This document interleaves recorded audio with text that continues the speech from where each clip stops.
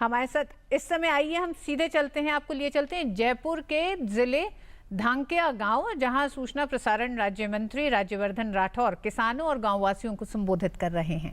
हर किसान के पास soil health card हो, कोई बड़ी बात है क्या? यहाँ पे जो समृद्ध किसान हैं वो तय कर सकते हैं कि हम अपनी गाड़ी में बिठा के ले जाएं कहीं पर, या वहाँ से जो सॉइल हेल्थ कार्ड वाले हैं, जो डॉक्टर हैं, उनको लेकर आ जाएं या अपने गाँव में कर सकते हैं। नहीं कर सकते कि उनको लेकर आएँ और उनको बोले कि आप सबके सॉइल को टेस्ट कर दो, ताकि हर किसान के पास एक क्रेडिट किसान सॉइल हेल्थ कार्ड हो। उससे कम से कम हमें यह पता लग जाएगा कि कितना हमारे जिंक है, कितना सल्फर है अपनी ज़मीन के अंदर, उस हिसाब से हम उसके अंदर डालें। ये बहुत बड़ा ये कार्यक्रम सिर्फ इसी कारण से है कि हमें अपनी ताकत को समझना जरूरी है।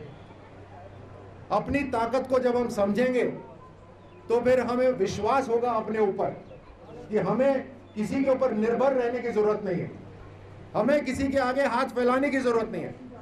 आज गांव के अंदर इतना धन आ रहा है कि गांव को कहीं दूसरी ओर देखने की जरूरत ही नहीं है।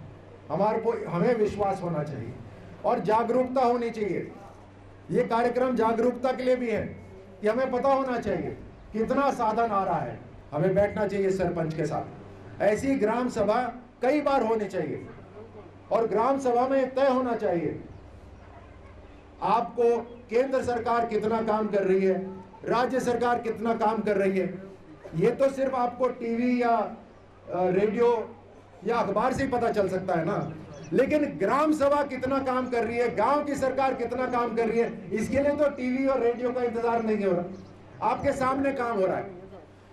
इस सरकार से अगर आप काम निकाल पाए, गांव की सरकार से अगर आप काम निकाल पाए, तो कोई कारण नहीं है कि पूरे देश की जितनी भी ग्राम सरकार हैं, जितनी भी गांव के सरकार हैं, सब चौकन्नी रहेंगी, सब सही काम करेंगी।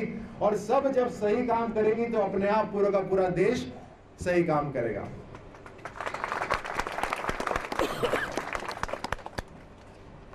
अब सांसद आदर्श ग्राम अपने धानक्य को बनाया, इसके जो विकास काम हुए हैं ये यहां पर खत्म नहीं होने चाहिए। अगर हमने स्वच्छता का बीड़ा उठाया है तो इसकी भी जिम्मेदारी हमारे को होनी चाहिए। हमने घर को साफ कर लिया, कचरा बाहर फेंक दिया पड़ोसी के घर के आगे, उससे तो काम नहीं चलेगा। तो ये हम सबकी जिम्मेदारी है कि कहीं ना कहीं कचरा को इकट्ठे करने की हम कोशिश करें, और ये भी यकीन करें जो यहाँ की सरकार है, गांव की जो सरकार है, कि कोई ना कोई गाड़ी आए उस कचरे को लेकर जाए।